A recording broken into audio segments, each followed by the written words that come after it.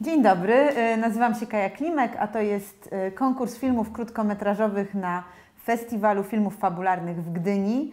W tym roku sytuacja niebywała, filmów 27 w programie i do tego 27 rozmów z reżyserkami i reżyserami. Bardzo się cieszę, że każdemu z tych filmów poświęcamy osobny czas i uwagę. Pod jakimś względem rok 2020 jest jednak wyjątkowy, z małym plusikiem. A dzisiaj moim gościem jest Tadeusz Łysiak, reżyser filmu Sukienka. Witam Cię, Tadeuszu. Dzień dobry. Dzień dobry. Cześć. Jak się masz? Wszystko w porządku? Dobrze, no jeszcze trochę pandemia daje wyznaki, chciałoby się wyjść i trochę normalności zażyć, ale No jasne. jest okej. Robimy co możemy. Szkoda, że nie spotykamy się w Gdyni, ale dzięki temu możemy porozmawiać właśnie w taki sposób. Film Sukienka to opowieść o osobie niskiego wzrostu, więc bardzo jestem ciekawa, jak to się stało, że zdecydowałeś się właśnie skierować swoją uwagę, swoją opowieść i swój film właśnie w kierunku tej grupy, która rzadko trafia na ekran, a jeśli już, to nie jako bohater, nie jako bohaterka, tylko gdzieś na którymś planie. Trochę tak tutaj już sugeruję kierunek, w jakim chciałabym pójść, ale opowiedz, jak to się stało, że właściwie w ten świat postanowiłeś wejść i o nim opowiadać.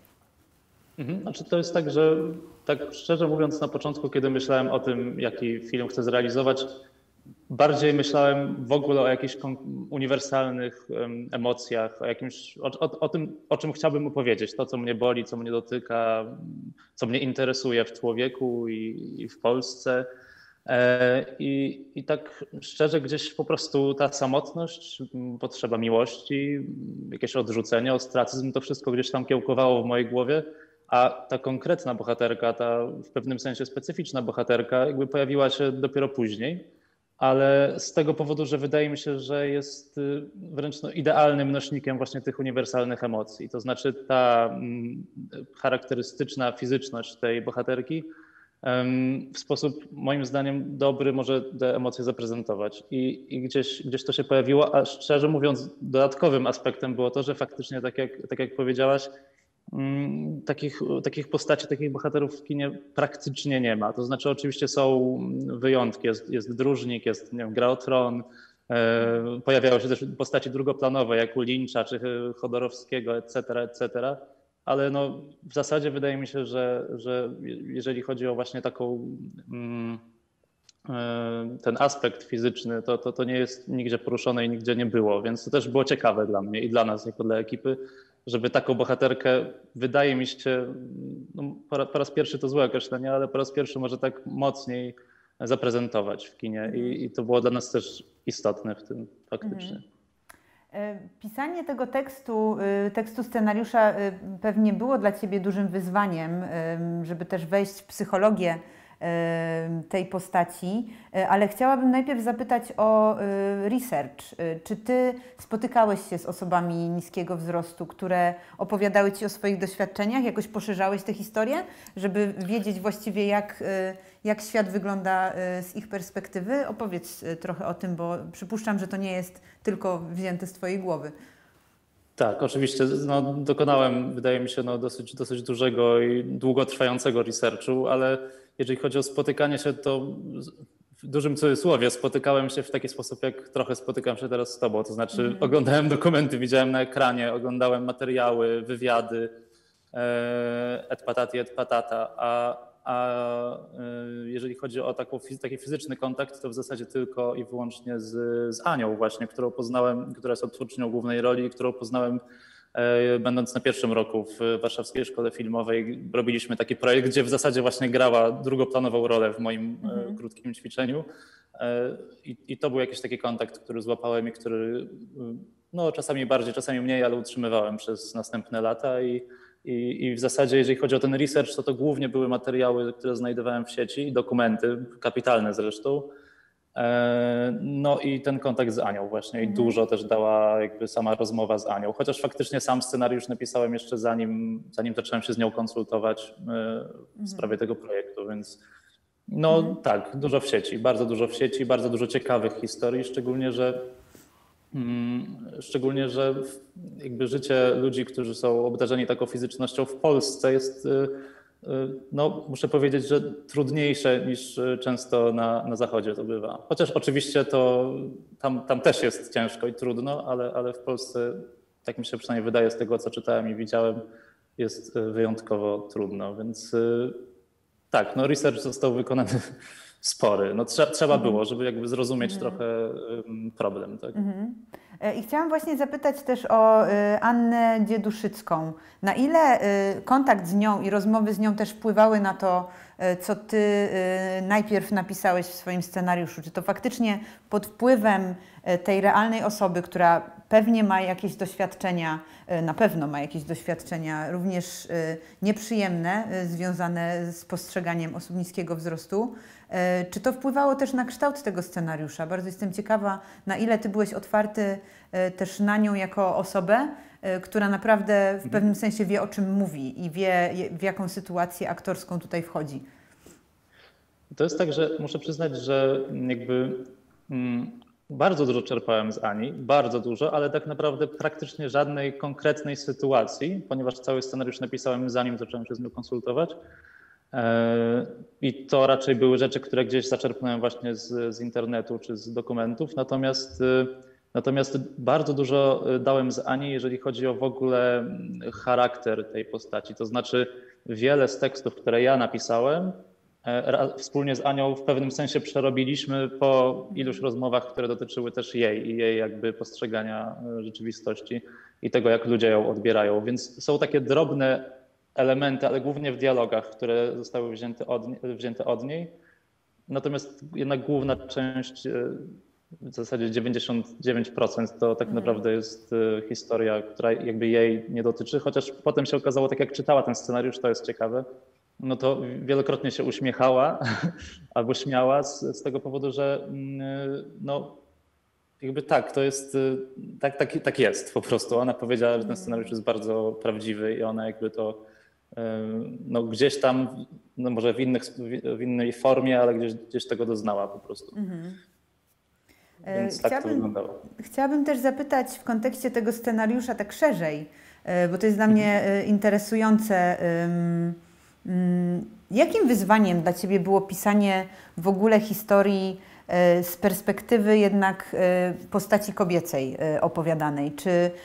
Co było dla ciebie ważne w trakcie konstruowania tego? Bo domyślam się, że w ogóle wejście w sytuację innego czy innej niż osoba, którą jesteśmy, to jest zawsze jakiś challenge. Czy się o tym pisze, czy się o tym myśli, ale ciekawa jestem, jak to tutaj wyglądało, bo to zawsze jest wyzwanie pod tym względem i chciałabym dowiedzieć się, jakie były twoje doświadczenia też z tą historią w takim wymiarze. To było bardzo ciekawe i w zasadzie ciekawe nie tylko na etapie pisania scenariusza, ale też kręcenia i preprodukcji, której dokonywałem razem z operatorem. No faktycznie jest to film kobiecy, w pewnym sensie kobiecy i na tym nam bardzo zależało, żeby pewną delikatność tej postaci, oczywiście delikatność, ona jest jednocześnie i delikatna i bardzo charakterna i jakby mocna, ale żeby inaczej tę kobiecość też jakoś przedstawić. I ja to miałem odczuwałem zarówno podczas pisania, jak i podczas kręcenia. I jakoś tak, ja lubię takie kino w ogóle, ja lubię kobiece bohaterki i jakoś czuję, że mam taką wrażliwość, która gdzieś może, mam nadzieję, pozwala mi w to wniknąć trochę. I oczywiście było to wyzwaniem i starałem się jakby na tyle, na ile mogę spróbować w ogóle wejść w tę postać i jakby trochę spojrzeć na świat jej oczyma. Ale było to też szalenie ciekawe i wydaje mi się, że cała ekipa jakby też przeżyła pewnego rodzaju emocjonalną podróż podczas kręcenia tego filmu. Na każdym etapie i w każdej sytuacji. Na przykład ta forma, którą przybraliśmy. Tak? Chcieliśmy, żeby to było kino, które też w formie jest, nie lubię też takiego określenia, no ale jest kobiece w pewnym sensie. Jakby też takie charakteryzowanie moim zdaniem jest trochę bez sensu, ale staraliśmy się szukać jakiejś delikatności w tej postaci i prezentować ją w taki sposób, żebyśmy mogli przeżyć razem z nią emocje, a jednocześnie nie chcieliśmy zwracać też olbrzymiej uwagi, jeżeli chodzi o formę, na tę charakterystyczną fizyczność tej postaci. To znaczy chcieliśmy trzymać się blisko jej twarzy, być cały czas z kamerą obok, kamera z ręki, żeby w którymś momencie, i to mam wrażenie, że się udało, też parę osób nam tak powiedziało, żeby w którymś momencie widz zapomniał trochę o tym, to znaczy, żeby jakby to po prostu był człowiek i to nas najbardziej interesowało, a nie to, czy jest wysoki, niski, gruby, chudy, rudy, czarny, cokolwiek, tak, to jest nieistotne po prostu. I nam na tym zależało bardzo, żebyśmy zauważyli człowieka, a nie jego jakby psychikę i wnętrze, a nie zewnętrzność, która nas całą ekipę w zasadzie to boli, że postrzegamy się, szczególnie w dzisiejszych czasach, no, głównie przez tę zewnętrzność właśnie i wszelkiego rodzaju kanony piękna, ale nie tylko. Wszystko, co widzimy na billboardach, w reklamach, na Instagramie i tak dalej, wszystko sugeruje nam, że powinniśmy wyglądać tak i tak, zachowywać się tak i tak, robić takie i takie rzeczy, co często moim zdaniem skazuje ludzi na pewnego rodzaju samotność i sprawia, że czują się odrzuceni. Jest to no, w pewnym sensie ohydne i mi się to bardzo nie podoba, więc to... Tak, ale tutaj się zgadzam z tym wszystkim, ale nie mogę nie zadać Ci tego pytania o zakończenie, bo w zakończeniu nie oszczędzasz swojej bohaterki. Ona przechodzi tutaj naprawdę trudną drogę. Jeśli ktoś ogląda naszą rozmowę, zanim obejrzy film, to może nie będziemy dokładnie zdradzać jakby wydarzeń, które tutaj mają miejsce, ale jednak właśnie to jest coś, co mi się nasunęło, kiedy film się skończył, że w żaden sposób jej nie oszczędziłeś. I chciałabym Cię o to też zapytać, o ten finał i takie jednak skonfrontowanie jej samej z tym, o czym mówisz, czyli z pewnymi kanonami i z pewnymi wizerunkami, które są nie tym, czym ona jest w pewnym sensie. Powiedz trochę o tym, bo to dla mnie naprawdę jest bardzo interesujący wątek. Znaczy, to jest tak, że no faktycznie ja jej nie oszczędziłem, chociaż z drugiej strony wydaje mi się, że to świat nie oszczędza. To znaczy, ten film można było zrobić na dwa sposoby. Albo tak, żeby dać pewnego rodzaju nadzieję, a może nawet jeszcze bardziej zakończyć jakimś zakończeniem, które by sugerowało, że świat tak naprawdę nie jest taki zły, jak przedstawiamy, może być lepszy. Albo w drugi sposób, to znaczy zaprezentować to, co jest brudne i obrzydliwe i ohydne w człowieku i to, co powinniśmy zmienić, ale nie pokazywać tej zmiany tak sugestywnie na przestrzeni filmu, tylko zostawić tę zmianę z widzem po zakończeniu projekcji. I ja szczerze mówiąc po prostu wolę takie filmy oglądać, więc też wolę takie filmy robić. Takie, które zadają pytania, a nie dają odpowiedzi. Takie, które są w pewnym sensie nieoczywiste i potrafią no, przywalić tym młotem trochę po głowie. I jakby to chciałem osiągnąć. Chciałem, żeby po zakończeniu projekcji każdy z nas zastanowił się, dlaczego świat wygląda tak, a nie inaczej i dlaczego ten człowiek, którego widzimy w filmie, zachował się tak, a nie inaczej i dlaczego jesteśmy pozamykani w pewnego rodzaju właśnie no, kompleksach, grzechach, czemu się oceniamy, czemu się kategoryzujemy, etc. Więc no, taką decyzję podjąłem i tak chciałem, żeby ten film się zakończył, bo takie filmy lubię oglądać po prostu. To też jest ciekawa perspektywa, bo często kiedy się pyta reżyserów, dla kogo robią filmy, to mówią, że przede wszystkim dla siebie i nie mówię tego jako zarzut, bo przecież Ty jesteś jakby pierwszym nie tylko autorem, ale też widzem swojej własnej historii, więc ja to jakoś rozumiem, ale musiałam o to zapytać, bo to dla mnie było bardzo poruszające, że oglądam film, który zostawia mnie z takim poczuciem właśnie, że tony zostały mi dołożone na ramiona tak naprawdę, no ale kino też po to jest.